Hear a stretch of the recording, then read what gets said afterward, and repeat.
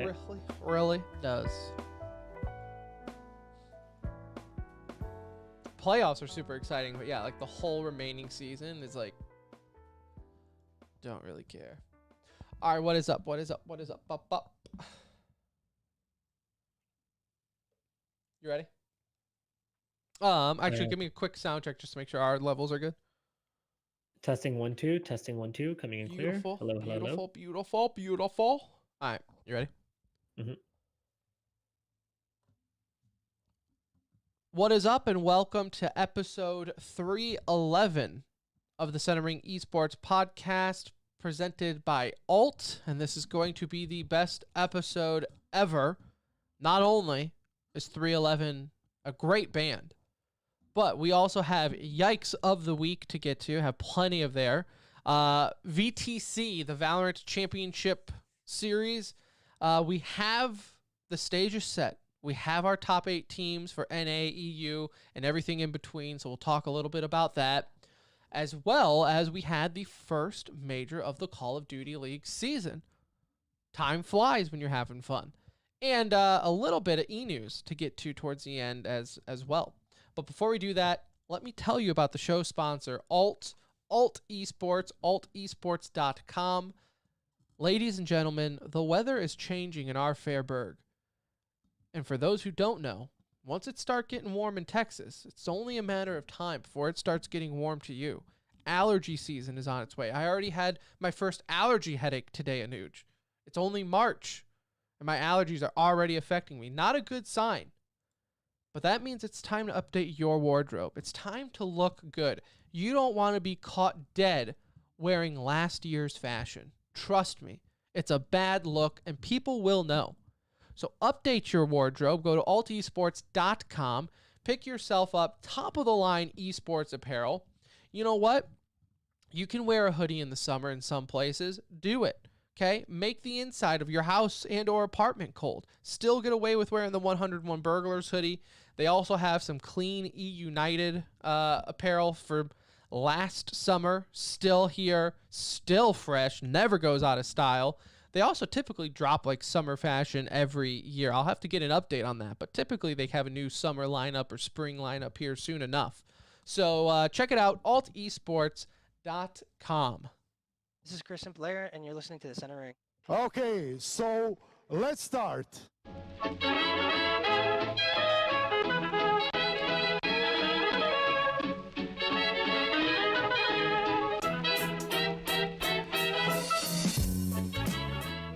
Hello, everybody. Hello and welcome. Welcome back to another edition of the Centering Esports podcast presented by Alt. Yes, this is episode 311 coming to you live and or pre-recorded from an undisclosed location. The date, 3/7/2021. The time, 9:09 p.m. Central. Friendly reminder, I think in 2 weeks, you gotta change the clocks. Thank God. 1 week. Excuse me. Even better. 14th, also known as the worst day of the year. I hate it. But I like the later, like, dark time in general. No. You want it to get dark earlier? I want it to be dark at 1 in the afternoon if I could make it. I don't like the sun. It's an excuse for my wife to be like, hey, you know, we could go on an even longer walk because it's still bright out. That's and it's like 8:30 at night, and I'm like, I just want to die. Like, can we just not settle? Like, when it's in the winter, it's like 6 o'clock. No, I would love to go outside. It's time. It's time, yeah. Time to put on my PJs and slippers, babe. I'm sorry. It's time to check in for the night. But in the summer, you can mow the yard until like 9 p.m. You can play with the kids until 9 p.m. Life was not meant to go on until 9 p.m. at night. But next week, it will start. The possibilities are there. So don't let it fool you. But that's just a friendly reminder. Just so you don't forget. So I don't forget, mainly. And go ahead and check us out on Twitter at The Centering if you're not doing so already. Follow us. Join the Discord. If Patreon and supporting the show is your thing, the link is in the Twitter description as well. So there's that for you if you want. My name is Tim. I'll be your captain for this journey into esports. And alongside me, as always, is my best friend, my brown friend, Anuj. What's up? Dude, you got me thinking about 311. Like, pulled it up on YouTube just now, just Good to band. like have it up so I remember to go back and listen to it. It's been a long time since I've heard 311. The kids today don't know about 311. No, not at all. But that was the jam back in the day. Oh, That yeah. was good. Put in some 311, put in some Sublime. Yeah. It's been a long time. Yeah. Long time. No, So literally when you said it, the first thing I did was quickly just open up another tab on YouTube. So I remember to like, let me add a couple of those. I still to the dabble. playlist. I still dabble in 311. My musical taste really has not evolved. Like Like you're still living in probably the early 2000s. and, my like, wife always makes fun of me because I can see that. Like Yeah. it doesn't surprise me. right, like my wife will always make fun of me because like what I listen to now is exactly what I listened to in high school and early When you college. met her. Yeah, I mean really like Yeah. emo music. My Chemical Romance is still, Taking Back Sunday is still on the rotator. 311, all this. It's like Jimmy Eat World. I'll still go see them in concert. I don't get hip with the kids. I stick with what I know, and I'm okay with that. A listener today put a game, like some sequel is coming out for a game, and I'm like, am I old if I don't know what that is? And he's like, yes. So apparently it's some mobile game is getting a sequel now, and I'm like, I have no idea. But that's okay. Fun fact, Hudson's first song that he heard in the car when we were driving home from the hospital was Blink-182, All the Small Things. There you go. I was pretty happy that just happened to be on the radio at that time. I was like, nice. I do not A know. little what piece of Arctic me was. passed on to you already. Nude, I should not be alive right now. I almost died last night. What'd you do? Making dinner, my wife put in some bacon-wrapped asparagus, which is a fancy way of eating green food, but also Unhealthy, but unhealthy. But, Yeah, it's yeah. fine. It's a lot of green. good. Hey, you gotta live. Yeah. It's in the stove or in the oven, right? I grab it, like normal. Life is normal. I put my oven mitts on. I grab the glass dish that we use in the oven 1,000 times. I grab it. Nothing, life is normal. I go to put it on the stovetop. As soon as that son of a bitch hit that stovetop, it shattered into millions of pieces. What? Millions. Glass goes flying. You got the hot bacon grease just going everywhere. Did it get you? No, because I am so agile. I dodged everything. My wife was in the living room, was like, what just happened? Like, she was like, did you smash that? I'm like, first off, okay, I'm not that angry all the time. Like, that just gives you a glimpse into our marriage, that she thinks I smashed a glass dish with fresh, still bubbling bacon on it. Like, I just smashed it on the Like stove you top. thought of something from a game that pissed you off Right, so bad at right. the moment.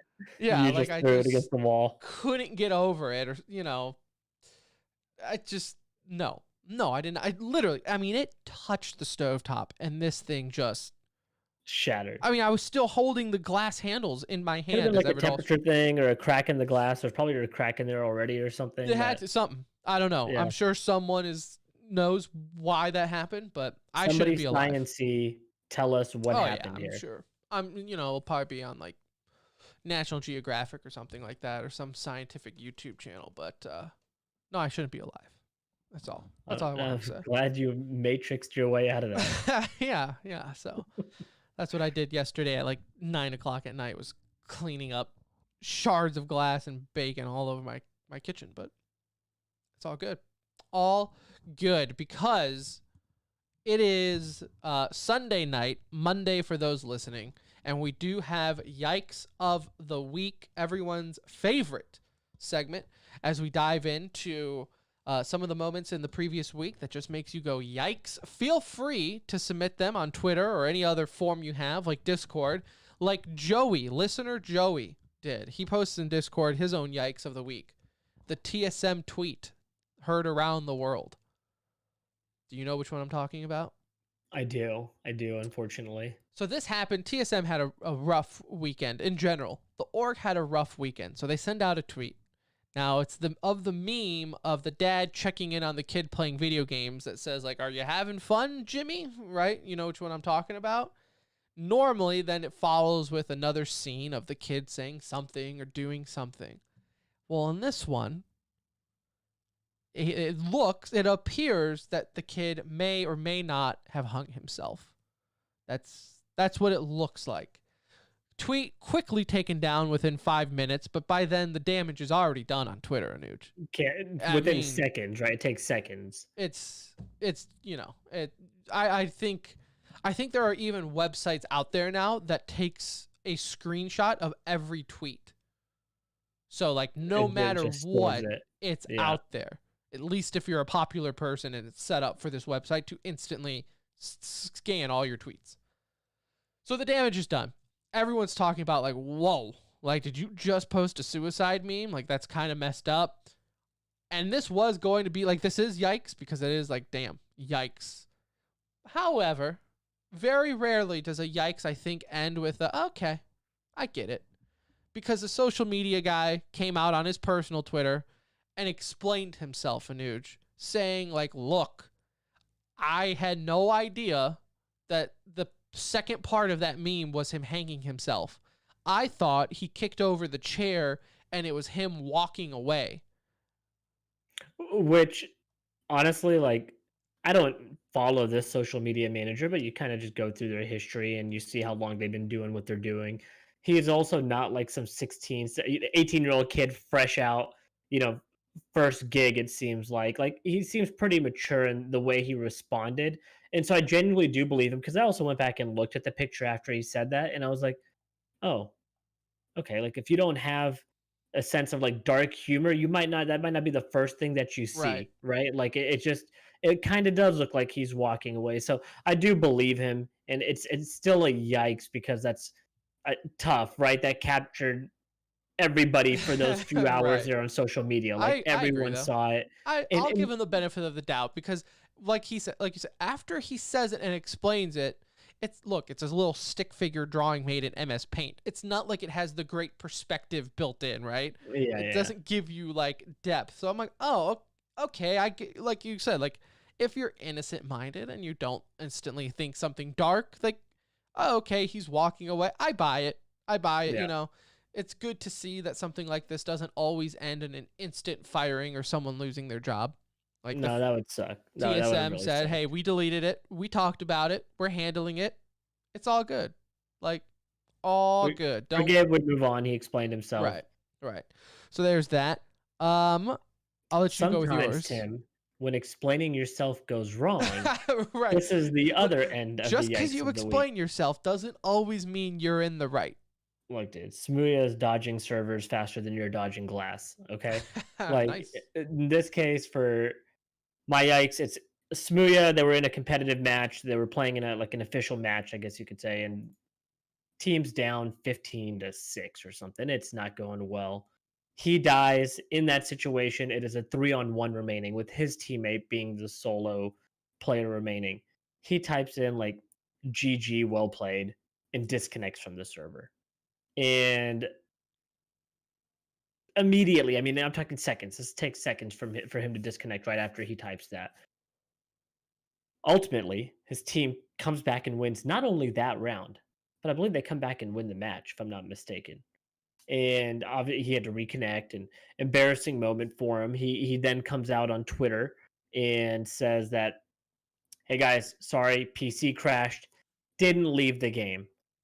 Well, okay, timing's like incredibly odd, but Smooya does have a history also of behavioral issues within the game. Not saying he's a bad person, but has made some bad mistakes within the community. So you don't really buy that. And then he puts out a tweet longer just a little bit ago, right before the show, stating that, hey, obviously my tweet was a joke. I thought everybody would get that when there was no way to see that reading his tweets. So, it's just another, unfortunately for him, he's just like got all these little red check marks on his profile, right? Like if people are going off of what we want on a team, he fits a lot of the check marks, but then he's got all these like just extra, manila folders out there with little tidbits of information that turn you off, and you hope he can kind of right that ship. He's still relatively young, but it's just one of those things. The immature move. You never leave a game early in an official match. Like, come on, An dude. Like, official match. Like this is not a scrim or something where you're tilted. Like, you got to be a professional, and he's been around long enough to know that. So you do hope he fixes these issues, but unfortunately, it's just everything's been against him. Like, it's been one thing after how another. short is his leash now? Uh, you know, he does it to himself, right? Because again, he's not a bad player. He just makes it hard on a team Like to you like left the keep you if y'all are game, not performing, right? He just right? hasn't been able to stick. So for me, yeah, he's on a short, like a really short leash. It's just a bad look. And the fact that his teammate like clutched that, like, man, you got to be. It's not even like his teammate was down to like 1 HP when he left. Like, his teammate was full health. Like, he had a chance. He had some utility. He had a good position on where he was at in the map, and just straight up bailed. So, um, bad luck, easy yikes. Don't do it again.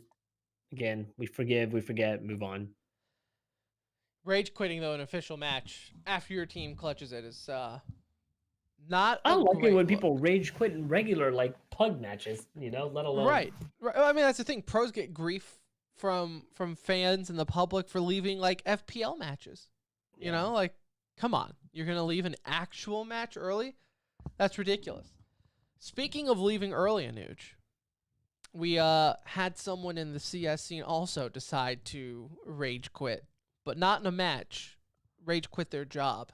As I know you didn't see it because you're blocked by him now. But Thorn announced yesterday that he is no longer representing Flashpoint in any capacity.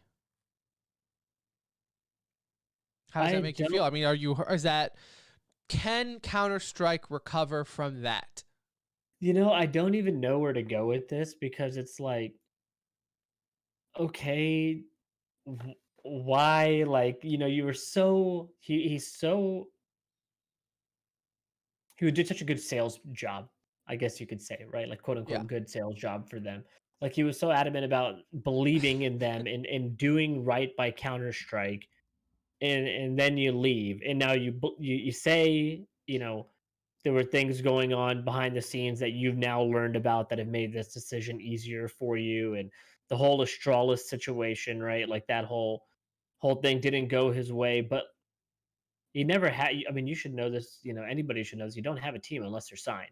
You don't have a player unless they're signed, right? Like, until the contract is in their hands and executed, you can't assume you have anybody. Astralis made a business decision that turned out to be a smart one, right? Like, no Mm-hmm. one's shaming them for doing what they did. ESL clearly won, but to me, it feels a little bit more like, hey, like, I'm on the JV squad here. 6 of our teams don't have a roster heading into this season of Flashpoint, including like a lot of them being partner teams. I just don't know what I don't know what their plan is. I don't know if he wanted to stick around to see that come to fruition, and maybe he felt it was best to leave. But in all honesty, like, from a public perception side, it's not the worst thing for Flashpoint, right? Like, Thorin was probably really good for the brand and drawing a lot of eyes to what Thorin is tweeting, right? But I don't know if it's necessarily making your brand look better in their case. Some of the stuff was so off the wall This that was it was just. to me, this is kind of like a classic, like how you were saying he was a great salesman. This is like a classic. You're at a Ford dealership, and the salesman is really talking it up, saying, "Man, you put yourself in a Ford, it's life changing." Then you sign the paperwork. He gives you the keys to the Ford. Then you see him driving home in a Toyota, and you're like, "Whoa, whoa, whoa, whoa!" You just talked about how great Ford was. What happened here? Like, why aren't you in one? And that's exactly how I felt with this. And I wanted to wait because he initially like baited people by not saying why he left, right? Even though I felt like it was pretty obvious on why he left. Like, he was acting like, haha, I purposely waited to give you my video on why I left just so you guys wouldn't know and lie about it. And then you watch the video and it's an hour-long video, first of all. Like, Go figure. An hour-long video from Thorin that could have been summed up in like 10 minutes. And it's like, no, I felt like that's exactly why I thought you left. Like, I felt like he was the last one to get the news that Flashpoint ain't what it was supposed to be. And you watch the video, and I felt like, he has all the right to leave, right? Like, if things aren't going the way he had hoped it would, that's fine, right? Yeah. But in the video, he makes it almost seem like he did everything he possibly could, and none of this is my fault. And look, I told him we needed, ABC, and they gave me XYZ, right? I tried convincing these teams that, hey, you know what? You want Flashpoint to be a success?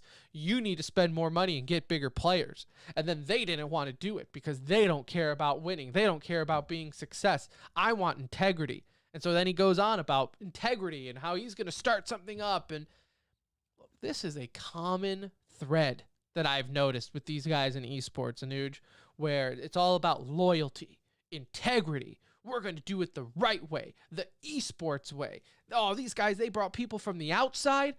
These outside guys don't know what they're talking about. They need people from esports in there to give it that authentic vibe. Well, Flashpoint was pretty esports heavy. You got Monty as the commissioner. Thorin was involved. They had every other top tier caster involved with CS in it. Like, felt like, that was probably They won the talent battle. Yeah, right? like it was a just in good general, mix. Like, again, I felt like Thorin was almost just like he almost opened up his computer today and was like, all right, let's Google when does season 3 of Flashpoint start? And then he just found out yesterday that, we have 2 full rosters and there's not an official start date. Yeah, I think I'm done. Because he said he was on a monthly contract, right? Yeah. So I don't know how confident you are in your job.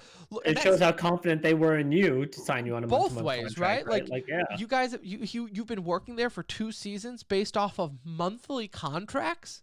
Yeah, that's pretty true. I mean, maybe it expired also at some point, and they've been doing month-to-month since then. Who knows? That's what he was saying in there. So my point, and he said he was working on a longer one, and just felt like it wasn't worth it. Whatever. It's just, look.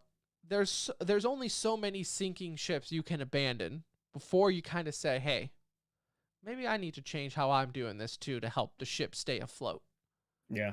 And it can't always be someone else not listening to you on why things aren't working out. It could be some cases, right? That could definitely be where you knew better and they didn't. That doesn't seem like his personality. I mean,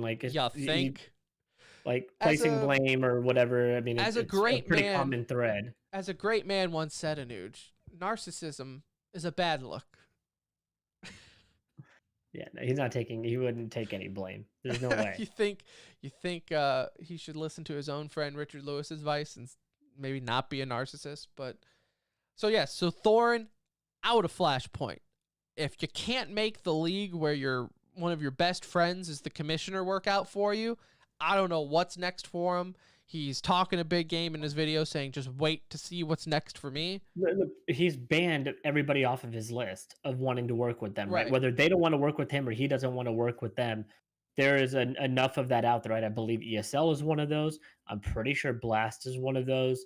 He's recently worked with Blast. I think they've kind of mended.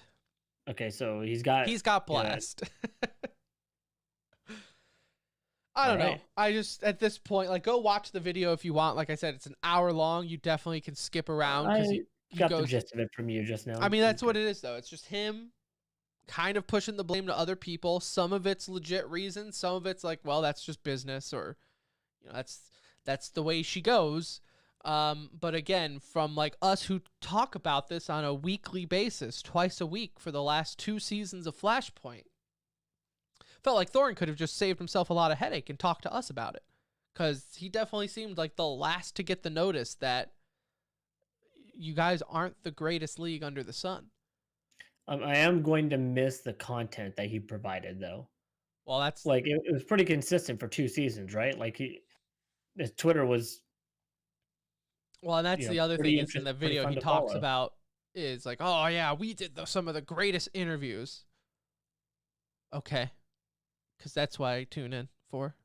Yeah. Is great interviews. Like, yeah, it helps. Like, yes, you guys had a clean broadcast, especially given with COVID. But yeah, I mean, this just I tuned in for the matches. yeah. Someone on Discord asked, like, so how soon do you think he starts throwing them under the bus on Twitter? I'm like, Soon. go watch his YouTube video. He kind of already did.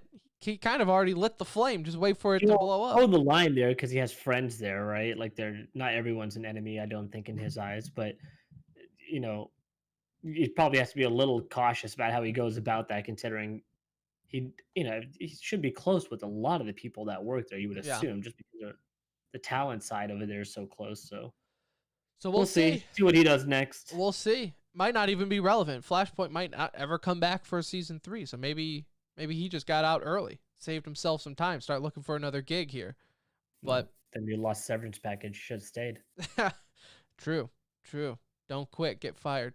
That's the way it goes.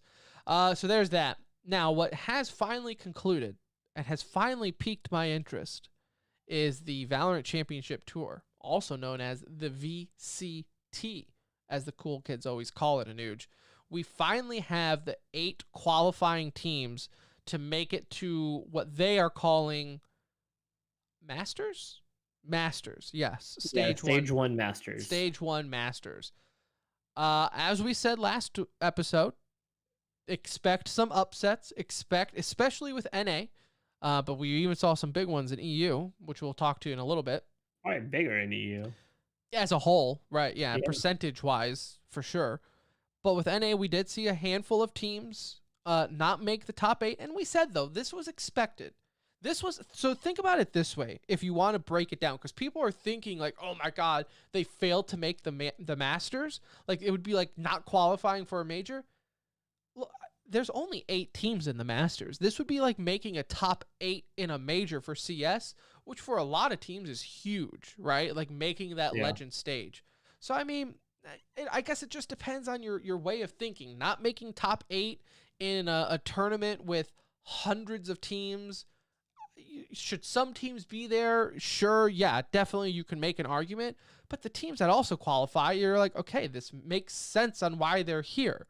So it just depends on what mindset you're at. I don't know where you're at, Anuj. For me, some of the teams that didn't qualify, it's like, well, only 8 did. Yeah, I think in like both sides of the logic work, right? Like only 8 make it, so it's going to be people are going to be left out naturally. That has to happen. I think I'm surprised by the teams that didn't make it a little bit more so than I would have been. Like, you kind of just look at just from this recent one. I don't know how surprised I am about a T1, but like a TSM, just the fact that they've performed well, throughout the life of Valorant so far. They've been a consistently good team. Slightly declining as of late, but they've been a consistently good team.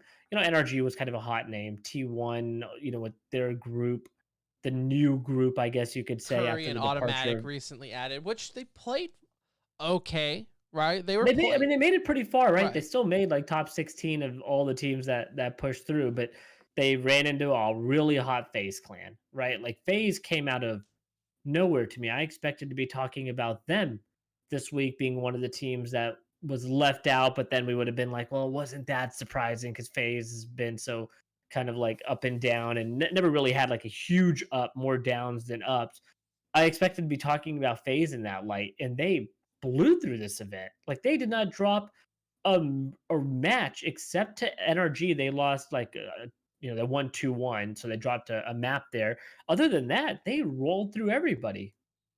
Yeah, FaZe was shocking to me because, like you said, for the most part, let's be real, they have not been that great. They really have not been a great team. Primarily, I think, still of all Overwatch players. So they're still that Overwatch team, and I thought that was like Baby Bay went nuts for them in the matchup against 100 Thieves. I think it was map 2. They took a 1 map lead going into the finals because they came from the winners bracket, so they ended up sweeping 100 Thieves 3-0. And Baby Bay, like, I was in shock. I was like, oh my God, where did this, like, I knew he was good because I've seen him play really well, but like he was just on another level. Corey is so consistent for them. The rest of the squad, you kind of like, okay, good, bad, and indifferent. Like it just depends on the day. But Marved also just they all played so well and they play aggressive, they play fast. They're pretty fun to watch because they play almost like a it feels like I'm watching a pug style team a little bit when I watch FaZe because they literally this is their call outs, I feel like, at the beginning of the round. Go mid, and then we're gonna go towards B.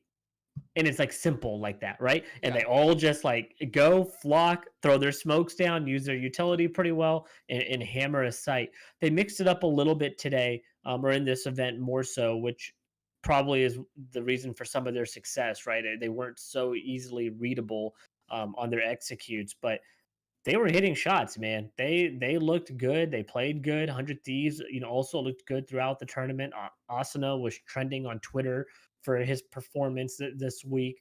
Hiko with the crazy number of clutches. Like they're going to be a really good team. 100 Thieves is going to be really good. Ethan, Yeah, I was gonna say, I look, think he's happy with leaving. I yeah, think he's yeah, time will tell there, but he looked very comfortable. yeah, It looked like a game he's been playing for a little bit. Like he was rocking Omen most of the yeah. time. He played well. He knew his angles. Like he looked very comfortable with that team. I think that team's going to be a monster as the year goes on. I think 100 Thieves is really only going to get stronger. I mean, that core is so good. Such a tactical mindset behind that team that I really think they're only going to get better. I worry Tim for like teams like T1. T1 where we talk about the veteran leadership behind 100 Thieves. I look at a team like T1 and all these other teams that T1 is playing are people that are coming fresh off of basically competing in another esport, and the competition is just like elevated for them, right? Like they were already competing in CS:GO, Overwatch, whatever it may have been, and then they hit Valorant and like their competitive nature just kind of spiked to an apex point, right? And everybody is just going ham. T1 is kind of the opposite of all of those teams. Skadoodle coming out of retirement, Days coming out of retirement, Spider coming off of the bench, not really competing in Overwatch the past couple, past season. Curry coming out of school. He retired from CSGO a little while ago and hasn't been competing. And Automatic from Gen G, who also hasn't really been competing because that was now Kind of in gone, limbo but for a while, but inactive for a while, right? So you just brought in 5 players who haven't been competing at a high competitive level for a period of time, and now it's like ready, get set, go, and they're having to run through this gauntlet of teams. I think they'll get better, but I can see why it's taking them a little bit of time. I do think they'll end up making a change before we see this roster maybe get to where they could be with some of these names. I think part of the issue with T1 is like a mental thing going on at the moment. Because you got to understand, like, they were one of the first, if not the first, full team signed with Valorant. And it was like the hype was unreal, right? They had brought out Skadoodle from retirement, as you mentioned. They had Brax, AZK, right? Food, All these Crashies. guys that were like CS legends for one reason or the other, right? Let alone at one point in time they were considered some of the best in NA, if not the best in NA. So expectations were high, but I also think hype level and excitement for the players themselves. Like, oh my God, like who would have thought we'd be playing together again at a top level in any esport, right? And then it just kind of like it worked for a little bit. But even in like their own tournaments early on in Valorant, T1 struggled a little bit here and there. And they just never really caught that fire like you saw TSM do early in the life of Valorant. And as that flame started to flicker a little bit for TSM, were they just hot because they were like the first to master it? You know what I'm saying? And now T1, I feel like, is somewhat in that same category where I feel like the only reason we still talk about them is because they were one of the first and they were early on and they were somewhat exciting and good. But it's like lately, and you want to say, well, it's the new players, right? But I think we've learned somewhat of an excuse at this point, because then you do have teams like 100 Thieves who just picked up Ethan and didn't miss a step whatsoever and looked even better. Yeah, I think a lot of this is their management's fault, like, not just players. Like, what I don't like is there's only one player remaining on this roster from the day one roster, and that's Skadoodle, right? Then you went and picked up Dazed, and you picked up Spider. I think Spider was a little bit of an odd addition to the mix of players. Like, it didn't really seem like it fit, right? Sometimes you just see something and, like, look, it just doesn't feel like it fits. And maybe that was the case, maybe it wasn't, but they kept Spider, dropped Brax and AZK. But they didn't give that lineup a ton of time. Like, they really didn't. If you look at it, they went through the first strike event, which was just kind of like one long event, and but it wasn't like a lot of games going on, right? You would play a game, and then you'd be off a few days, then you would play a game, then you'd be off a few days. In their case, they got eliminated then. Then you come into the winter break, you come back from the winter break, VCT is kind of the next event, and it's another, like, feels like a very large event that you're playing in for once again. And it's not, again, a ton of games. It's like you play a game off a few days. I just don't know if they had enough time to really see what they had there. Like, this team needed to be playing games. What I would have loved to see them do is potentially have dropped Spider and bring on Automatic into that same lineup. And then I would have even honestly dropped AZK also, and maybe it could have been Curry, or you could have kept Spider. But AZK didn't seem like he was kind of on the same level as a lot of those guys. So I just don't know if it had enough time to, like, work. And I don't know if this roster now is going to be where they ever want it to be. I think they'll end up making more changes, and this roster can eventually elevate itself, maybe build it around Skadoodle and Automatic, and you see where Days and these guys fit in. But I don't know. I'm not sold on this roster the way it is. Like, I'm sold on 100 Thieves. I'm kind of feeling a little good about FaZe after this event, but still wishy-washy. Genji, I think, is a very good team. Like, the good teams advanced. Yeah. Luminosity, same thing. Luminosity, Tim, they've had like 5 rosters, and they continue to advance in these tournaments. Like, I don't know how they do it. They've had players drop. They've dropped players. They've had players, get transferred to other teams. They've had people quit. Like, it's just, they've had so many iterations, and they continue to perform well. So there's got to be some logic to both sides, or a happy middle ground, like but for them, it's impressive. Like, it's impressive what they've been able to do. Yeah, and for any team that didn't make it, I mean, you gotta look. I mean, that you had 3 different qualifier tournaments that were all double elimination. So I mean, you had your fair chances of getting into this event.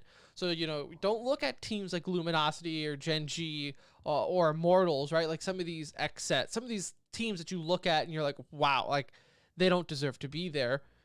They just weren't. Like, I think people are getting stuck in this rut with Valorant where it's like, if they weren't part of this like original 6 club team at the start of it all, it's almost like they can't get into it, right?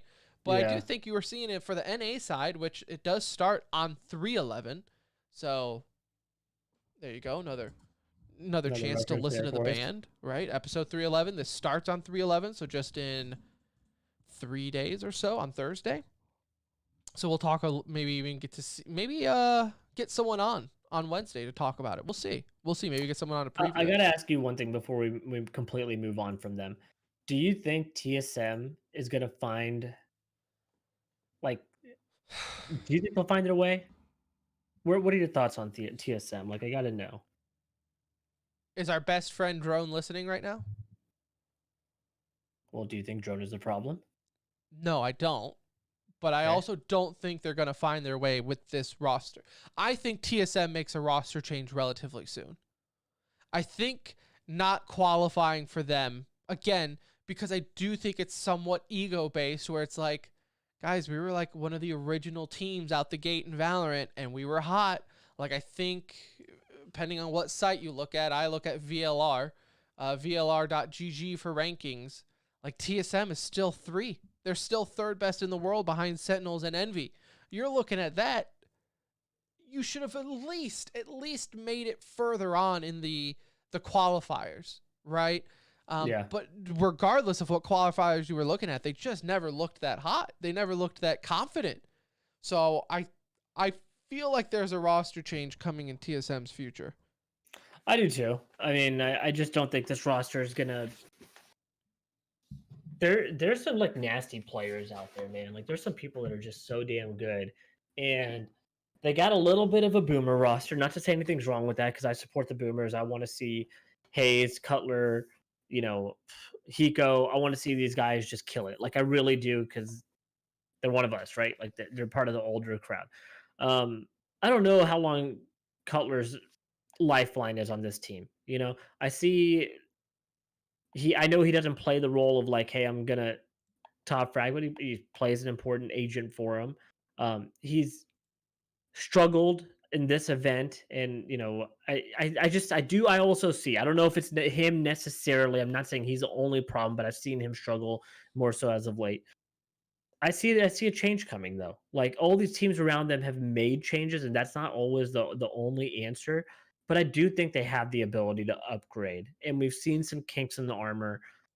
People have caught on to, you know, Wardell a little bit more. Like people have caught up, right? Like Ward, it was like Wardell was like an early builder in Fortnite, right? Yeah, He perfect mastered this example. character so well. He mastered the art of building and was just towering over people. Think of Myth. Myth is like the perfect Fortnite player that did this. It was just like a better builder originally. Then everybody kind of figured out, oh, this is how Jet should be used in the opping role, and this is like what they're able to do. And we've seen people kind of catch up there. So you can't rely on the one trick pony. Wardell's still great, but people have caught up. And so I think they got to make a change also to get back into that, like really that top tier conversation consistently. They could still have the ability to do it here and there. I just don't see the consistency that I would want to see with them. I think that also has something a little to do with the game itself changing as well, though. Like Like new agents being involved, new early maps, on, like there wasn't nearly as many smokes and flashes to just so Jet and Oppers just had free reign on mid a lot of times because it was either you were putting smokes on a site and you were leaving mid open, or you know, vice versa. You couldn't really split the economy through sites and mid. Well, now I mean, everyone and their mother has some type of camera or vision or smoke to block that off.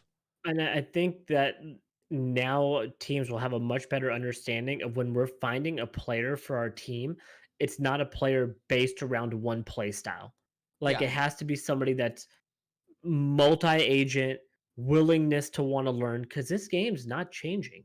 It's going to constantly evolve. We're going to see a new agent every couple of months be introduced into the game. We're going to see a new map like every 4 to 5 months be introduced into the game. And that's probably going to be a pattern on the maps until we're closer to like 10 or plus, would be my guess. And on agents, I think that's going to be endless. Think League of Legends style. Like I think there will be 50 plus agents in this game at some point. And that's important because that's a such a unique part of the game. So that the fact that they hopefully do that, I would love to see that. But early on, you're right. You could find those people that were just, oh, this is like the best jet player in the world, or this is the Yeah. best Sova in the world. And that's going to constantly change. They need to be good at multiple things, and if they're off of that agent, they still need to be a dependable player. And so you know, maybe you see that take its toll, and that'll run teams through some players a little bit quicker right now as the game evolves. But um, yeah, I look at a team like 100 Thieves and I'm like, damn, that team's built to last. Like that looks like a team that's like just deadly long term. I don't really see that with TSM. Yeah, 100 Thieves looks legit. I think Envy, to me, is still one of the more feel-good rosters. And, I mean, biased opinions aside, like, you look at Envy's roster, look at those names, and tell me that is a top roster. No, because people are going to see food and crashes, and they're going to see leftovers, right? Like your leftovers from the T1 roster. Caboose was a really consistent tier 2 Counter Strike player, but never really made the tier 1 ranks. FNS turned into a meme at the end of his career in Counter Strike, but we know I mean, the what guy he was on, brings to the team. But he became like a little bit more yeah, he was meme-ish, on right? every Counter-Strike NA team at the point. Yeah, and Mummy, you probably didn't know before Envy was had a Valorant team, right? Unless you like followed his career, again, the tier 2 side. So yeah, you look at that team and you're like, man, no, not compared to some of these other names that I see, because they're not as recognizable. But damn, food and crashies, made T1 look dumb as hell because Food and Crashies are phenomenal players. Caboose is a killer in this game, dude. Like the dude is just a fragger, and FNS has such a calming. I'm sure I can't say this for fact, but I'm sure he brings such a calming presence in leadership and like just the right type of guy to lead this team with the younger, haven't proven it before type players. Like deadly, like they're just deadly. And you talk about consistency, they're the prime example. Like they've every event, they're right there. The only team that they have shown troubles with have been Sentinels, and they've gotten over that hurdle a few times. So um looking really forward to the matches coming up here for the upper quarterfinals, going into the Masters, because you do have like Envy or Sentinels and 100 Thieves on the same side. I know we'll get into that like more next time, but the matchups are looking good. I like the early matchups. It's going to be fun. Um, and it's coming in quick, dude. It's like 4 or 5 days away. Yeah, so we'll leave some of the matchup and more details to next show because I think, like I said, we'll probably get someone on here to discuss it with us. But let's cross over the pond, as they say, and talk about the Turkey Masters. Did you know Turkey had their own Masters? Yeah, Turkey and CIS and See, okay, yeah. that makes sense, Anuj. The Turkey one is a little weird. I've seen them, like I know they're there because I've seen the list before. I didn't can name one thing that's gone on, but If isn't there you like is Valorant just huge in Turkey that they can get their own Masters? they have it like split up weird. There's also like a Malaysia Singapore group or something. Malaysia Philippines group, Malaysia Singapore group. There's like a couple of like Everyone is represented.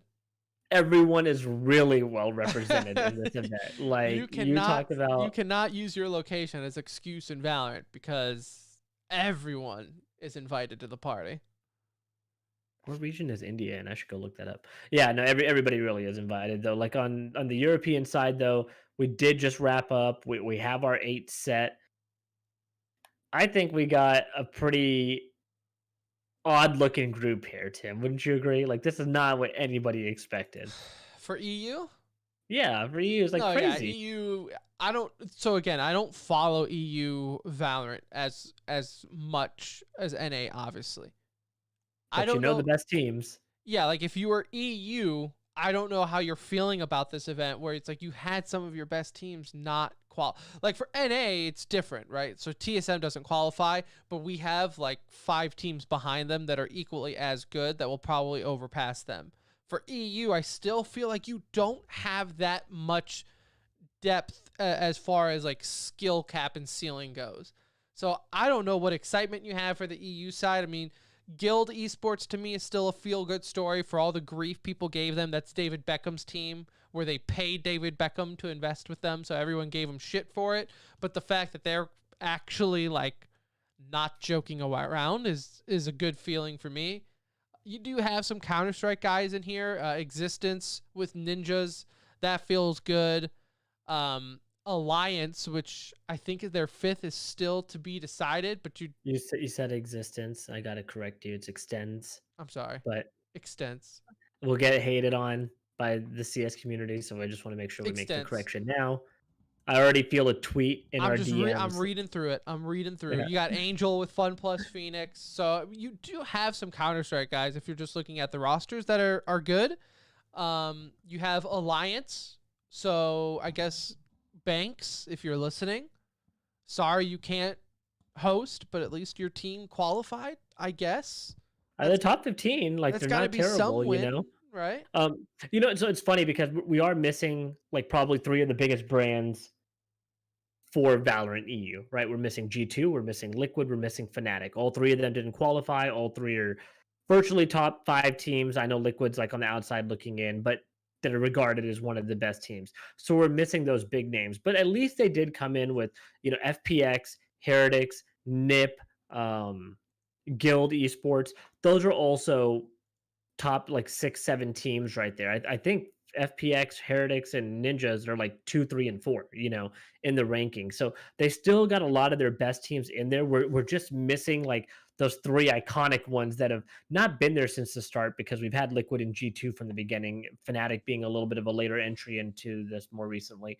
Um, without them, it hurts. Like it's going to hurt their viewership, but it's also an opportunity to like see some of these other guys and see what they've put in to get to this point because it's not like they got hit with number 14, 16, 18, and Right. 21 advanced. Like you got 2, Like I 3, said, I 4, and still just don't 6. know what depth that compares to NA though for me, right? I don't even know if you want to consider I this. think their top 10 in EU are very good. And then there's a couple on that outside of the top 10 that are not terrible. But the top like 8 for sure for EU are strong teams. Beyond that, I don't know as much, but the top 8 look, like they could compete at, on the world stage with anybody. I think on the NA side, there's just we got all of Counter-Strike that have joined, right? Like we got so many tier 2 players that really it can drive about 20 to 25 deep with like names that are recognizable. So maybe there's also a little bit of a false belief of like, oh, we're really deep. It's like we'll probably recognize a lot of these names because we follow NACS so much more. Yeah, I'm Um, sure that's you a know, big but factor. but NA is deeper. I just don't know. You're right. Like how much deeper is NA. Like I know players on much lower ranked teams, but that probably doesn't mean much either. Can I say one other thing too about Mhm. the Korean scene? Because oddly enough, I do watch a good amount of Korean Valorant given my child's sleeping schedule. I just am up super early in order to, and that's the one thing that's on. I don't know if they're good, but they are going to be the most entertaining side of Valorant. Like when international play, I think they're going to be the ones to catch every other team, like Koreans typically do, catch everyone off guard with their strategies. I mean, they're throwing like pug strats out, like meme strats out on Nuge. They're teabagging each other. When the camera cuts to them in between rounds, one dude is like sitting here shaving his face in the middle of the match, like to say like this is so easy. I'm gonna shave my face. There are buying 5 ops on one side. They're on Bind. It was ZF Gaming versus I don't even know how you would say it, but 4FQ this morning. I believe it was 4FQ. But they were saving. It was a pistol round. Okay. In Bind, they all went mid and they were all waiting there for someone to walk through mid. Just waiting. Just lining them up just to get one laugh of like them turning the corner and seeing 5 dudes stacked over there with pistols. Like they are bonkers on the Korean side. Vision Strikers is the one team, the one name, guys. If you're gonna remember one name from the Korean side, Vision Strikers. That team is lethal, boy. These guys like are just very tactical, very raw on the aim. Like they are so good. I watched them only in like 1 or 2 matches, and I could tell right away. I was like, wow, this team can compete with anybody, and I think that's how it'll be for a lot of the Asian scenes. You'll see 1 or 2 teams that do fairly well out of these regions early. Now, I think that number will grow, but like Absolute Jupiter out of Japan, awesome. It's going to be great because I know that LAN event's coming up, and we're going to have just a couple from each region plugged in. So you're really going to have what I hope is the best from our regions representing us, but I know we will have the best from their regions representing them. Yeah, no. So that's if you are up before the sun comes up, do yourself a favor and watch some Korean Valorant because they are better than what you think, and at the least they're entertaining. Like Yeah. it seems like they actually have a good sense of humor about it, unlike what I can say some of NA, which takes it pretty darn serious. Real quick then, moving on from Valorant, we did have the first major for Call of Duty wrap up just a little bit ago today before recording. Hard to believe that stage 1 of Call of Duty is already done. There's 2 parts to this, okay? If I stuck with my guns and I wasn't swayed by one game here and there, I would be a genius when it comes to Call of Duty, because exactly what I thought would happen happened, but I changed my mind. But I just want the record to show. I said Chicago Optic was going to choke. They choked. I said LA Thieves is still LA Optic, and they're still LA Optic. We both said FaZe and Dallas were going to be in the finals because that's the way she goes, and that's exactly what happened. So despite knowing exactly what was going to happen, it was still a fun weekend of Call of Duty. It was, and I'm like so confused because like I've had a tough time believing in New York because I just don't know that roster that well, and they continue to impress, right? Like you've been high on them the whole year, and I think partially that's your love of Clayster that I thought And was my fogging your knowledge. mind. But they've done so well. You know, the only team they've really struggled against is Dallas. They got reverse swept the first time they play them, so I don't even know if you say they struggled in that first game. They had a 2-0 lead and blew it. And then in this one, they got swept 3-0 in the losers finals to Dallas for them to get knocked out and get third place. But man, that Chicago game, they made it look easy. Like they didn't sweat, you know, they made Chicago look like a bunch of rookies. And so you know, New York just surprised me. Like I said, haven't had the faith in them up until this point, and now I'm becoming much more of a believer in them. Again, getting swept on your way out is like doesn't leave a great taste in your mouth. But Dallas also looked good all weekend, right? Like they were playing fairly well, and the team they struggled against all of last year, except in the finals, right? The team that whooped on them throughout the regular season continues to do that. Like not much has changed. Like this really looks exactly like season one. You have Chicago make it into the quarters, get their ass whooped by somebody, so don't even make it to the finals. So the Green Wall fans are going crazy over there. And then you have Dallas, Atlanta, generally meet in the finals like they did, and then we swap out Florida Mutineers for New York.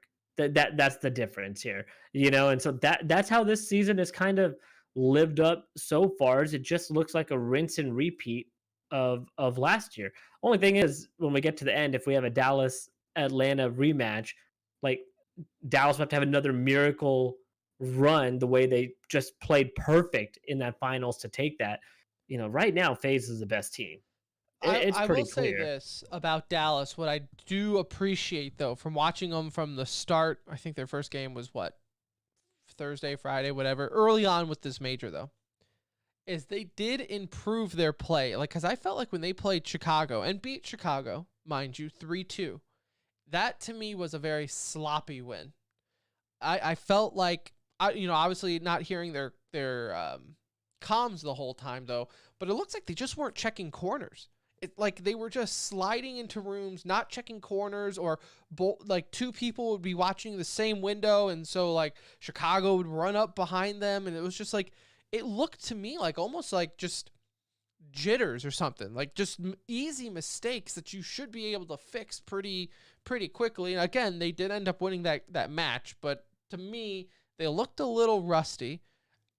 Obviously, like you said, though, at that point you only have to win what, one more match to make it into the finals. They lose to FaZe 3-0, beat New York 3-0.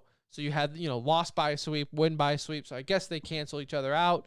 In the finals, I thought they looked okay. I thought they looked good. Like I said, I saw improvement from the Chicago game. So there's something there. But yeah, I don't know. I feel like this is just going to be another year where, FaZe is very much like Astralis, where you're just kind of waiting for them to lose. Yeah. No, the it- team might like, beat they them, are. but it's You definitely wait for them to make the losing. mistake, right? Like they need an off game for somebody to really take advantage of them. They're just like they're all so damn good. And when the You finals know, are a best of 9, like you might be able to take them in a best of 5. Maybe. I'll give you the benefit of the doubt that maybe. But in a yeah. best of 9, you're going to take 5 maps against FaZe? Good luck. Like you're gonna have to do what Dallas did last year, right? Like we knew Dallas was one of the best teams last year. But I think the consensus for the majority of the year is Atlanta was number one, right? Like, I don't think that's a hard pressed thing to say that throughout the regular season, Atlanta looked like the best team. And then what does Dallas do? They come into the finals and they literally play a flawless game to beat FaZe. Like, that's just what happened. They played almost damn near perfect in that game. I think it takes that type of performance to beat an Atlanta team in a best of 9 series. Like, you have to play almost perfect. You're not going to get by with sloppy games, right? Chicago is shown to be able to be beaten kind of by, doesn't matter the circumstances. They could be off. If they're off, they're always, they're off. They're And that off, tends to off. happen a lot with them as we get deeper into these events. They beat up on some of the bad teams, then it gets into like a big game, and they just haven't overcome that huge hurdle. They did beat New York 3-0 in that first matchup against them, right? So even though they came back and they got reverse swept in terms of matchups, they came back and lost 3-0 later in the losers bracket to get eliminated. They did beat New York 3-0. I think that's just the problem with the optic is consistency, right? Like sometimes they play and you're like, holy shit, like here they're back. Here we go. Here's another run coming. And then they put on a goose egg type performance. And so we saw that last year, a little bit of a different roster, but we've already seen it again this year. Dallas, couple kinks, overall look good. Atlanta, flawless. Like all of these things kind of line up to what we saw last year. It's the other guys that I want to see step up, right? Like LA Thieves, I had a lot of hope in them going into this event. Can we take a moment though and appreciate karma at its greatest with LA Thieves? Look, you lose 3-0 to Gladiators, dude. I mean, and that's you come tough, into right? this event, LA Thieves, and your staff and Courage talking all this mess, saying like, "Hey, we sell more hoodies. Have you seen how many likes we get on our tweets?" Yep. And then you thieves, you sons of bitches, you have the nerve to get swept by LA Gorillas. You dweebs. You are, I don't even know, like, what's a mean, polite thing to say to them? You schmucks. You are schmucks, LA Thieves. Talking all, like, how many hoodies did you have to sell to make up for a 3-0 loss against the Gorillas? Give me a break. That was tough. Like, that's probably karma coming back for taking that Hastro conversation where they did. This was karma coming back to bite you in the ass a little bit for this matchup. Losing to Gorillas, there's no excuse. Like, what are you supposed to say? Like, what are you supposed to say? I can't even imagine what I'm going to talk about on tea time for our next episode because I was running pretty well with them, right? Like, they were a good horse for me early on. I feel like that horse just like broke a leg on the track. The curtains are coming out. Shotguns were not too far behind it. Like, that was tough. And now they go into losers bracket early on. That's tough to make the kind of run that you would need to make at that point. They got knocked out by Chicago 3-1. Not hugely surprising because again, we know Chicago's a good team when they're playing, on all cylinders, but not always the case there. So yeah, Thieves looked a little bit like false. They look a little bit like a lie there. And I don't know. I'm going to wait and see. It doesn't help too that Chicago knocks you out and you can't really even use the hoodie argument with them. Yeah, can't really say we sell more hoodies than you when you're talking to Optic. But Hex is also not going to come out and put a tweet out that we whipped your ass, right? Like, boy, but I wish he would. That was all GG's after that game online. And just good game, boys. Go take the championship. Tag Courage in it and say, what about your hoodie sales? Can you link your hoodie sales, please? Man, I just loved it. That was sweet vengeance. Sweet vengeance. Good for LA fans, For Gorilla fans, anyways. Good for Gorilla fans. City rivalry. It's your first time you're doing LA versus LA. And the underdog sweeps. That made the tournament for them, right? Yeah. You get that 3-0-1. Then you get 3-0'd by Atlanta in the next round, and you get knocked out with the sweet 3-1, like a quick, painful exit at that point. But you got your dove against the Thieves. You feel good. It doesn't matter. Yeah, if you're a Gorillas fan, I don't think the rest matters. After you beat Thieves 3-0, I think you were done. I think that was the end game for them. yeah, like you just felt good after that one. I just want to see more teams like challenge the top dogs, right? Like as much as I love seeing Dallas winning because they're in my backyard, like I do want to see the competition like step up here. It's a little weak to me that we're seeing like just the same groups dominate in year two after so many roster changes. It's not like this is like a traditional sport where you have 90% of the same, like these guys swap around quite a Right. bit, right?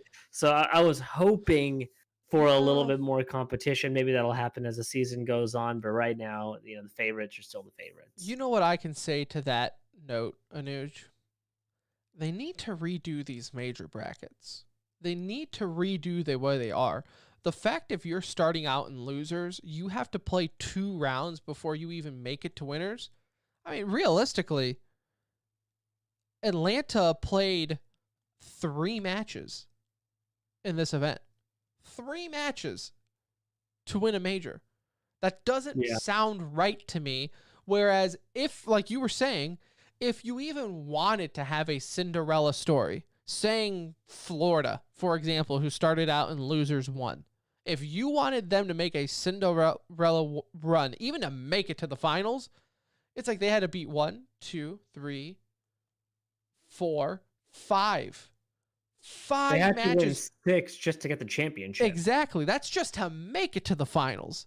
To win, they would have to have won 6 matches, all in losers, not being able to lose once to say they won the finals. Where Atlanta, and then win a best out of 9 against Atlanta FaZe. right? Where Atlanta has to play, win 3, play 2. Same topic, same thing came up at the end of last season, right? Like everyone talked about when Dallas won. Oh well, they only had to play like 2 or 3 matches in the Yeah, champs in order to win it all. But they're trying to value the regular season, right? Like they're trying to put weight yeah, on these regular season matches, and I get that. So it is a fine line. Like it's difficult if you're going to be bottom of the barrel in terms of your performance throughout the regular season. Well, you don't deserve a competitive advantage going into champs. Like there's got to be something right. there, I just and think so that's why we're always like, you say like, oh, Atlanta and Dallas again. Well, I mean, if they're performing well beforehand, it's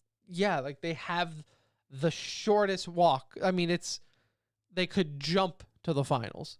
yeah, there might be like a ways to tweak it a little bit so it doesn't feel like there's 6 matches to be played, but I do want there to be some advantage for the teams that are doing well throughout the season. So it's difficult to do. I don't know Right. exactly I what just they think could something do, but along the I lines get what of, you're saying too. When it's like, damn, you got to play 6 games. You're playing double the amount of games yeah, to win a just to have a championship. Like Cinderella it's tough. story is like, look, when the final teams make it into the finals, both Dallas and Atlanta started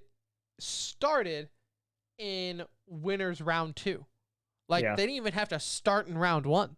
It's like, so you already had it's like, doesn't make for the most exciting storyline. You got to find a way to make that a little closer to traditional sports, right? Where it is generally the best teams have like that one game advantage, Right. right? There's that one buy round that they have, and then boom, everybody's on a level playing field after that. If they can find a way to do that, that would be good. But again, with this many teams involved, I don't know how you get that done. Yeah. I guess that's for another later topic when we have nothing else to talk about and we have to fix the Call of Duty League. Yeah. So anyways, stage 1, it's done. It's in the books. Overall, once again, Call of Duty League is a nominee for best handled COVID because again, it looks like we're going to have to make that another Timmy this year, unfortunately, but I think we're far enough in the year where we still have to talk about it because stage 1, they even had an ice storm they had to deal with, Anuj, and they handled it beautifully. Yeah. They made They made a bigger event out of it. Exactly. They made marketing around it. That's how you know what you're doing. How these are the same people that run the Overwatch League? I don't know. That's riddle me that, idea. Batman. How are these the same people behind the Overwatch League? I don't get it. But yeah, flawless. So stage 1, great. FaZe is currently in the standings, obviously, for number 1. Empire, Chicago, New York for 2, 3, 4. Thieves are 5. So those are your top 5 thus far. And just because Prong Attack is in chat, Gorillas are number 6. So they are in the top half of the league, if you wanted to look at it that way.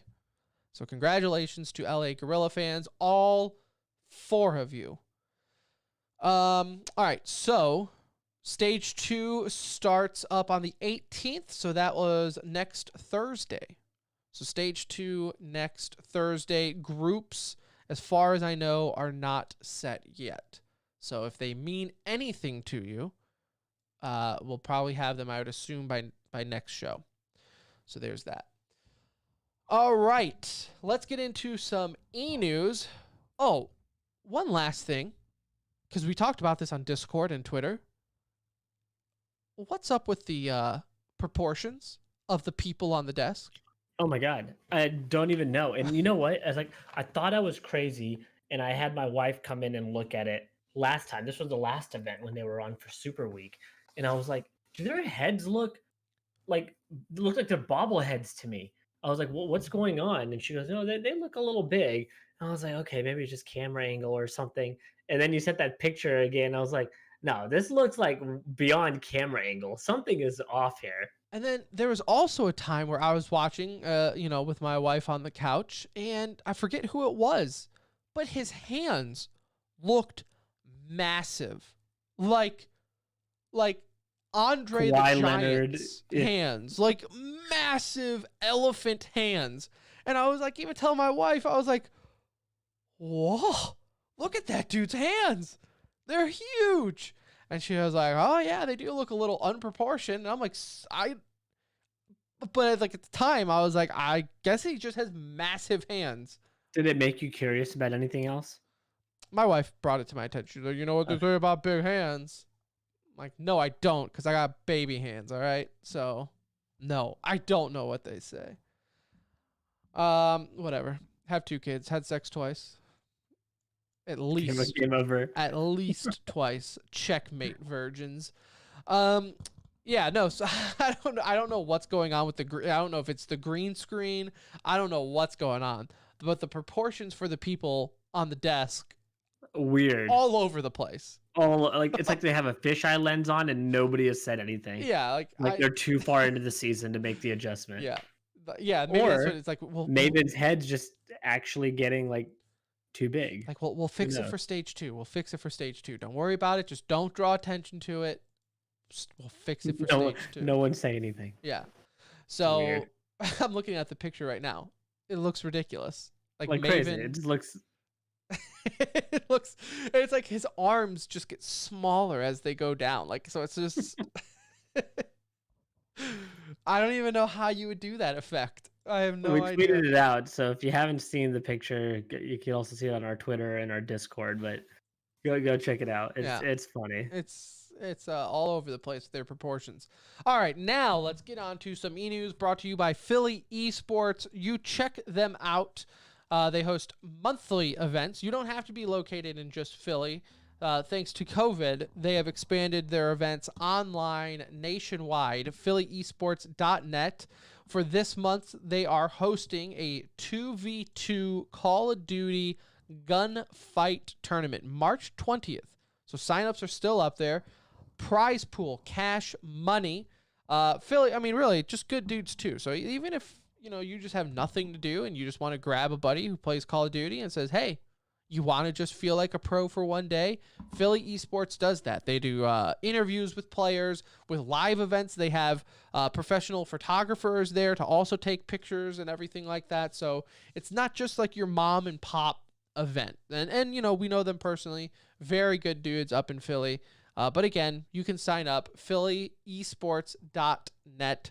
You check them out and tell them the TCR boys sent you. All right. E-news, a little bit to get to here. A lot of Counter-Strike. We talked about Call of Duty and Valorant in the show, so that kind of makes up for that. Anuj, sad day. Kenny S benched by G2.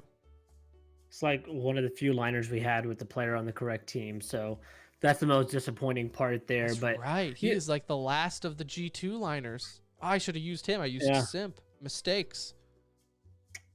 We can honor him next week. No one will know. Well, Yeah, he's you benched. He's know, still on the team. He's benched. I thought they would have let this keep going a little bit longer with Kenny S, but it hasn't been a great start for them after the addition of Nico, right? They looked good for like one event, and then it's just been a mess. I don't know if Jax is the right long-term option, honestly. Like, I don't know if that's what the intentions are. I think he might just be filling in until they find somebody else, but I don't know, man. It's sad because like Kenny S he's only 25 or something like that. Like, he's still pretty No. young. Yeah. Like, look this up right now live. Kenny S.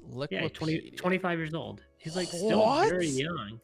Yeah, he's just been around forever. Like, he's been playing since, like, 25. 17, 18 Well, years old. listen here, Anuj. Anuj. As a professional esports podcaster, broadcaster, I can tell you, with the pack of cigarettes that man smokes at events, his heart is not 25. No, probably not.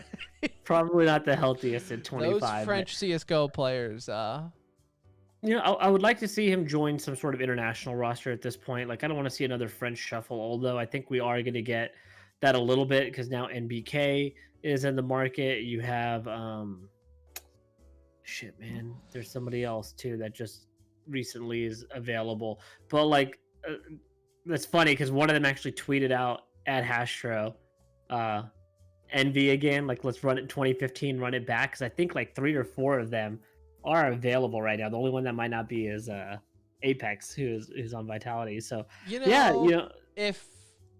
if they're down with it, like, I don't know what their serious like checks would be, but like, even if they just want to do it for like a placeholder org to be invited to stuff, I would love to see that. I would love to see them play with Envy again. And what a good way for Envy to still be involved with Counter-Strike. If it's something like very chill, no expectations, like, hey, almost treat this like an orgless roster, right? 4 out of the 5 are not on. Now, granted, Happy is playing Valorant. Kiyashima, as far as I know, available. NBK. Keo was on. He's available for the. He was on one purpose of those rando teams. Yeah, so he's available. The only one that wouldn't be is Apex. So it's possible. It is possible. I didn't know Kenny S was so young. That completely changes my mind. I thought he was going to join one of those boomer retirement all-star teams, but being like 25. Dignitas. Yeah, like I was thinking, oh, okay, him, Guardian, someone else will start something, but 25. No, like, still has a like him and Guardian. Can you imagine him and Guardian just buying both ops every round? You hold one side, I'll hold the other. They could. That'd No be one would sick. complain. No one would New complain. meta. And you know the thing with Kenny S too, even with G2, even towards the end, when he was on, he was on. Yeah. Like, he still showed sparks of old Kenny S of just dominating. So it's not completely out of the realm. Like you said, he just has never been on an international roster as far as I know.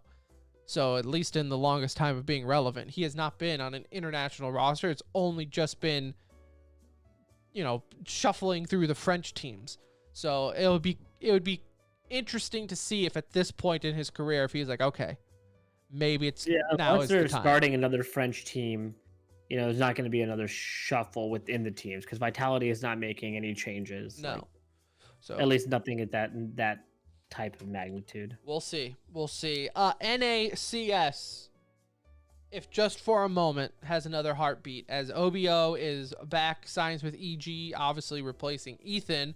So huge pickup for EG. I don't know what OBO is doing. I'm confused by his methods because I thought he left Complexity because he didn't want to be in EU. But he's not going to be in EU long term. Okay, so it was the long term part of Complexity that bothered him. Yeah, like Complexity is competing in EU, so they're going to have to be in EU majority of the year. Evil Geniuses keeps him at home in NA. This is an amazing pickup for them. Like, the timing for Ethan leaving and OBO still being available is awesome. I'm hoping it works out the way it did with Complexity in him, and he's a young star, might breathe some new life into that team. I think they need a little bit of a jolt here, so I like to pick up a lot. ESL Pro League starts tomorrow, so there's that. Dignitas adds Lecro. Okay. Yeah. And Cloud9 lost in the Europe closed qualifiers to who did they lose to? It was like Voivoda. Astralis or someone huge, right? Like it was like a respectable loss, I think. So anyways, Navi? in other news, no. They lost to a team called Voivoda. I think they're ranked like either 105, 120, somewhere around there. Anuj, they don't even have a Twitter account. I wonder what their monthly salaries are. A case of Hot Pockets. I don't understand how it is March 7th, 2021 at 10:26 p.m. Central Time and Henry G still has a job. I don't understand. And I never wanted to hate Henry G. It was the last thing. I loved Henry G. You're talking like a cloud. You're talking like a fan though, right now. You know, right? Like in the sense of. I think so I'm obviously- talking like an esports expert. So you would fire Henry G today if you were the manager of that team, owner or whatever. If I'm taking off my Cloud9 glasses, I would have his bags packed, Anuj. I would have that sorry excuse of a human being and a waste of a paycheck out of my building. I would ask him to return all the free clothes I sent him, and I want to disassociate my organization with him tonight. You know, unfortunately, And that's me as an esports expert. I would have to agree. Like, okay, I was just giving you a hard time. Yeah, like that. It has been so bad. Like, it has just been anywhere but here type moment. Like, they all need a Snickers, right? Like, they want to get away at this point. It just, there's nothing that's showing a sign of life with this team. And I know maybe you're going to read Henry's tweet here if I'm assuming that. Oh yeah, I have it possible. here. We'll I get have it into here in front of me. Okay, I will let you read the tweet and then I'll kind of give my thoughts because I have some thoughts based around his tweet. So this is what Henry G tweets after the loss to Voivoda. Beyond heartbreaking, fair play to Voivoda. They played really well and their stars peaked. We're still losing too many unacceptable rounds and we'll continue the grind to plug those holes. You have my word on that. We play again on Tuesday. Thanks for your support. Okay, nothing wrong there. That's a normal coach talk right there. Unacceptable. We're gonna hit the tapes. We'll be back tomorrow though. All right. Thanks for the support. Then Henry G in his infinite wisdom continues on with another tweet. I appreciate that everyone is disappointed, and I feel you. I feel it more than anyone. Online CS is a hell of a ride, and while that's not an excuse, which I don't know what the hell it is, Anuj, I defy anyone to get out there and best these teams in the qualifiers showing that sort of form. The level is just exceptional. No, it's not, Henry G. They're outside of the top 100 teams. You have one of the highest paid rosters in CS right now. You talked so much shit. You whipped your dick out on the table and you lost to Voivoda. I don't care. I don't know their names because they're out of the top 100 in Nuge. How, Henry G? And then he continues. When I built this team, it was designed with heavyweight LAN players. Like he didn't know COVID was a thing in mind, and we've been blocked at every chance to get any time together. Hello? Are you the only one that didn't know online? This man, Anuj, this man. He goes, yes, I did originally set this level unrealistically high. Ya think? I had a different arena in mind. We will get there. Okay, Tim. So now this sets it up to where they're gonna win the first LAN major, right? Like this. Yeah, look, Tim, so this was he built this team for LAN. Yeah, okay? this was a LAN. So Colossus. I want you to tell me on this roster that's built for LAN. Floppy, LAN experience, not enough. Zeppa, LAN experience, not enough. Mezzi, LAN experience, none. S-Tag, LAN experience, poor performances. Alex, LAN experience, check. So when he built this team for LAN, was it like, I mean, I know Woxic was good on LAN when they signed him, but he's but gone. like Woxic, you signed him when he was living on the other side of the world, and did you not realize you were going to have internet problems dealing with that sort of situation? And he's not willing to move here. Like, I don't know if that wasn't a given at the time, but this team being built for LAN is like a bunch of like, I don't even can't use the word, like, it's just a bunch of BS, because there's nothing on this roster that makes me believe like they've never done anything on LAN individually, except for Alex. Individually, they've never done anything on LAN. So I don't know. I mean, I'm right there with you. I'm probably not as adamant to saying like, let's get rid of him right away. Like, I do like him, so that's what's giving him the pass right now, is my like genuine like for the guy. I think he is like, I love the fact that he shared rosters. Look, he put it out there. That's good for the scene. It's hurting his team because everybody's acting like dickweeds towards him, regardless now of like, he did that for the good of the scene, right? Like, he knew it was going to cause backlash, especially if this team didn't perform well. I'm sure other players are making way more than that if this is what these guys are making. I don't think he just paid them top dollar to come here, honestly. Like Mezzy, Floppy, Zeppa, all of these guys would have dropped to their knees to join Cloud9, right? So they're not getting like top end salaries. Alex, S-Tag, both of them getting very good salaries. But this team has to figure it out soon. Like, I don't know how much more of a lifeline he has, because it's going to become increasingly hard to just keep swapping out players until you find something that works. And so the pressure has got to be high on him at this point, especially if I'm upper tier management in Cloud9. Like, you have a belief in Henry G, but now the results are like starting to get so far beyond what you would have believed like could have happened, that you probably have some doubts slipping into your mind.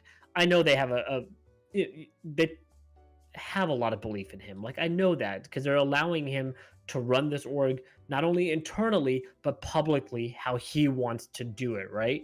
And so I don't think they just yank him and say we're starting fresh. But I also think that that sense of worry has crept into their minds at this point. A loss like this does that to you. You got to rebound tomorrow.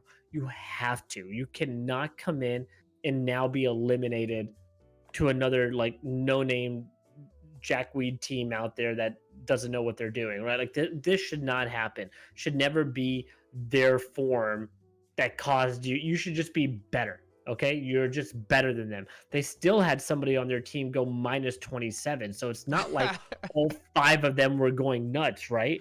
In fact, your players outperformed them in plus minus in top end. So it's just, and again, this, so fine, he can keep his job, but this also, now the way he talks sets it up to where, okay, when LAN comes around, like, this better be a Colossus. You built this for LAN. Stop tweeting. Like, stop tweeting at this point. It's only hurting you.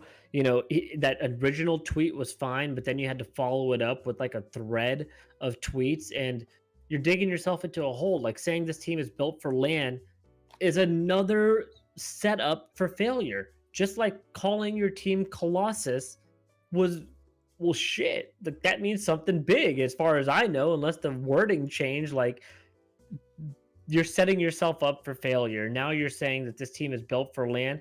Guess what's going to be retweeted 100 times at your first LAN event if you don't perform well? It's going to be that. So he's making it harder on them by saying some of these things, like almost just like, just shut up, manage the team, get things right, get the troops going, get them motivated, figure out what the problems are, you know, make a change if you need to make a change, but like, don't make it more difficult on them, because they're also feeling the pressure, right? Their salaries are the ones that are out there. Like, everybody knows what they're making each month now. And so they're feeling that extra heat that they probably weren't feeling before as players. Because for all we would have known is like, oh, they probably got Floppy really cheap. They're probably paying Mezzy nothing. They're probably paying Meza nothing. Now we know they're all getting like 10, 15, 20K a month, you know, and in S-Tag's case, 40K. Alex's case, 35 or whatever it is. Like, they're getting... It's a lot. paid bank. So It's a lot. So Cloud9 is still not a Colossus, but wait till LAN. It's a LAN team, Manoj. It's a LAN it team. is a LAN team. In other news, FIFA. I'm just bringing this up because I find it somewhat interesting. FIFA gets an 18 plus rating in Germany. So you have to be 18 years or older now to purchase FIFA in Germany, largely due to their Ultimate Team loot box scenario. So we've always 100% due to that. Yeah. So 100% due to that. I mean, look, EU I feel like has been more strict on the loot boxes than obviously here in the States. So it is what it is. It's just interesting. It's a terrible thing in games because it really does like the percentages are such horse shit. It's not meant to give you the feel of joy by purchasing these things. It's all just a sick gambling thing for kids. So I want it out of the games. I love that the European nations are kind of all seem to be banding together a little bit here and making it more difficult for them, right? And so I would like the U.S. to take some steps. It doesn't seem like something we're going to do, but the ultimate boxes, dude, you could spend $10,000 and you're still not going to get one of the best players. Like it's that bad in that game. So I'm very much okay with them doing that. This is all in light of, what was it, like last week or something? It was shown that Doom Eternal like boasted, what was the number? It was something crazy. Here it is. That Doom Eternal has reportedly earned $450 million in the first 9 months of its release, and that's without microtransaction. Like, that's just, the game. So it does go to show, like, it is possible if you just make a good game with a good community around it, you can still make money and not nickel and dime people later in life. It's not even nickel diming, it's just screwing, right? Because a lot of your audience is not using their hard-earned money. Right. And so people just get screwed on a lot of this stuff. So there you go. FIFA 18 and older in Germany. Well, that will do it for the show, episode 311. If you don't know, look up the band. Please do, actually. We will be back Wednesday. We'll be back Wednesday, talk some... What were we going to talk about? Oh, VCT, the Masters. That start up over on Thursday.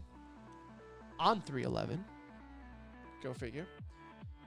Until then, though, you follow us on Twitter at The Center Ring and join our Discord. If you want to support us on Patreon, we would love you, but obviously never have to. And all that fun stuff.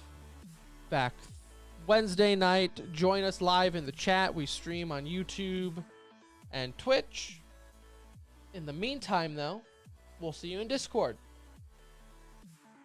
For Anuj, I'm Tim. We'll see ya.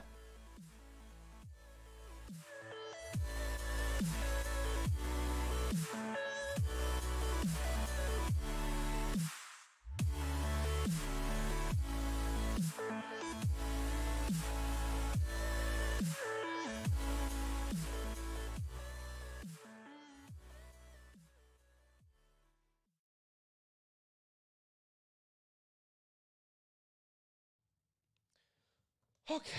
Turned Amber on. What's that? I just turned Amber on. Oh, the song. I was like, who the fuck is Amber? Is Amber your new sex doll? I wish. I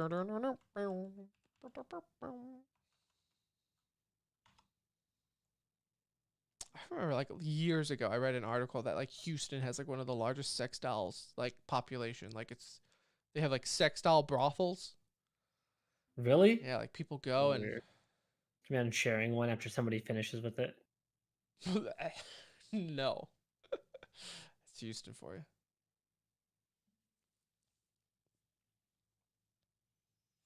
Your prostitutes are so bad you gotta use dolls. Reusable dolls. Next song that just popped up, Blink 182, Adam's song. Nice. You remember last year the Kyle Larson, the driver that said the N-word during the iRacing stuff when NASCAR was all online? And so he got suspended last year and he's been racing the last 4 races of this year. He's back. He won today. He won the race. Did he? today, Yeah. They fly the Confederate flag out of his window. Yeah, at his post game interview, they're like, "Is there anything you'd like to say?" He's like, "Yeah, one thing. What is up?" I guess it's just on however you fall. Like, it's cool to see that redemption, right? Yeah, He served love his it. time. He served his time. It's whatever. Do you say the same about Sadakis then? Yeah, I've always said the same. The thing with Sadakis is he never served his time. Sadakis was like he took a 2-week vacation and then immediately was back on the highest, platform. The only reason he's not doing anything now is because I think he's kind of self-taken back and said, "Oh, maybe this isn't healthy for me." But Sadakis was never really punished for it, and his was worse in my opinion. He told someone to go hang themselves after calling him that. Like, that's He's a lucky little, it wasn't like a year later. yeah. That'd be even worse. And I mean, then like immediately got all the support from everyone and was back casting like a couple weeks later. Like it wasn't he didn't really get anything. No.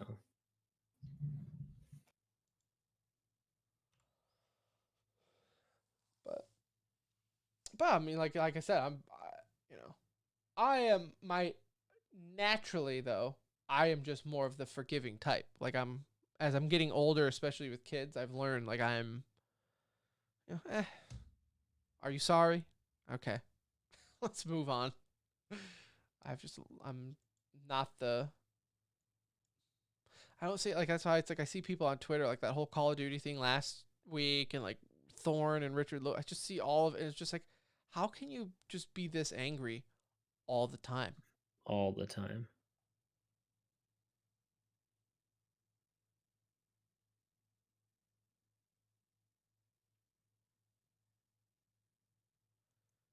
Like everything you guys tweet is angriness, and I'm just like, I don't have the energy. Hey, HR and chat. Yeah, we kind of do like a post chat while I like get the episode ready for editing and everything before we kill the stream off. Just kind of more casual talk, if you will.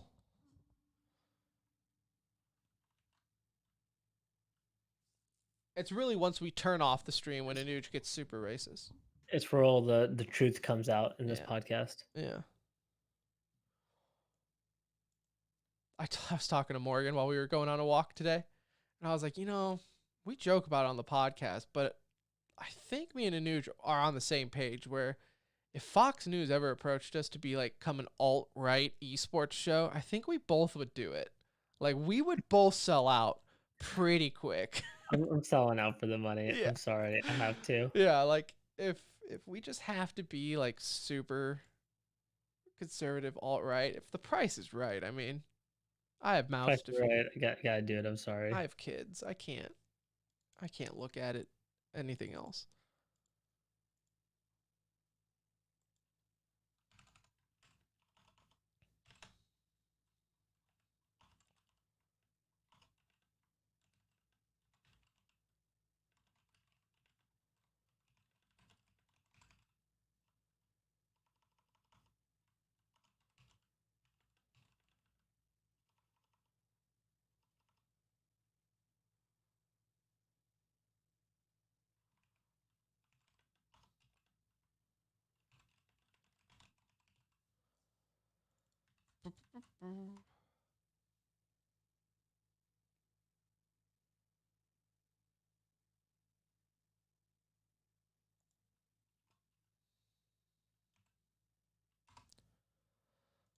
Um.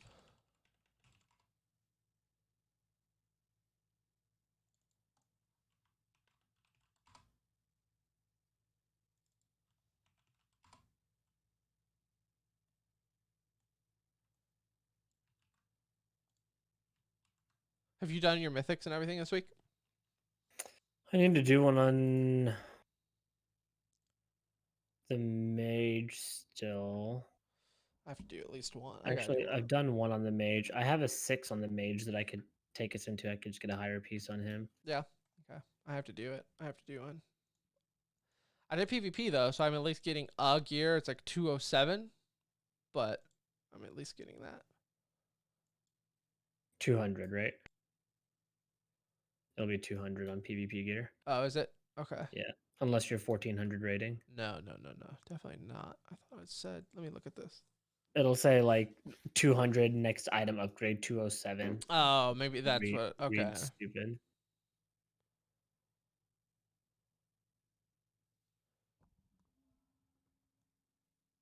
I like want to be good on the monk so bad, and I'm just not. And I need to PvP more on him to get good with him, but it's like he's just getting so geared, and I just can't play his positioning right, and that's what's killing me. It's just I'm getting so there on my DK. I'm getting there on PvP for sure. I feel like I'm okay. Like I'm getting, like I said, we got in that. I got in a rated group the other night, and we actually won like 2 of them, and it was good. Like we were like, wow, this is actually pretty good for just not being in Discord or anything. And then you get into another rated group and play Warsong Gulch. The other team captures 1 flag, half your team quits, and it's like, what the hell?